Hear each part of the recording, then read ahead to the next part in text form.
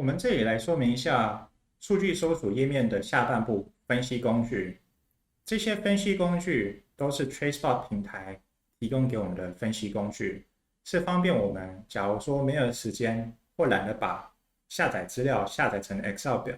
自己还要整理的话，那我们可以拿 TraceBot 提供的现成工具来帮我们解读这些原始资料。第一个就是企业列表，企业列表会帮我做的事情就是帮我把刚刚搜寻的资料帮我拆成两大类：供应商名单、采购商名单。那这里怎么样去解读这名单上面的资料呢？它等于就是跟我讲，挂在这个名字底下总共有18000多笔的资料，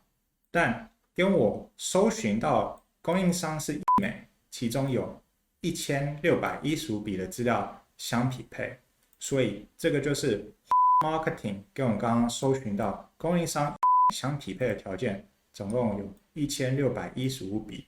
那我也可以针对这些相匹配跟它有关系的资料，点开这个查看，进一步去看它跟的关系是怎么样。那这里可以看得出来，除了近期7月26号有到港一批货，其实19号也有到港，17号也有到港，那不止，他们6月也有到港好几批货。当然这些你都可以一直往后追溯这些讯息。来到分析报告可以帮我做的事情就更多了，可以帮我把刚刚这边的交易讯息帮我做成这样子的表，我可以看它近期这个交易的频率是长什么样子，主要都是分在哪个类别底下。这个是 HS Code 产品类别，这些产品的原产国 Country of Origin 居多都是哪里来的，美这边出口外销的国家，各个国家的占比是怎么样。我们可以不想看圆饼图，我们可以点列表来看分析比例。至少这边的解读，我们可以说，原来美这边外销的最主要都是到美国去，其次是到韩国、到越南。再往下拉的话，企业分析报告里面还有供应商帮我拆出来，采购商这边也帮我拆出来。要针对重量排序，我可以用这个重量来重新排序。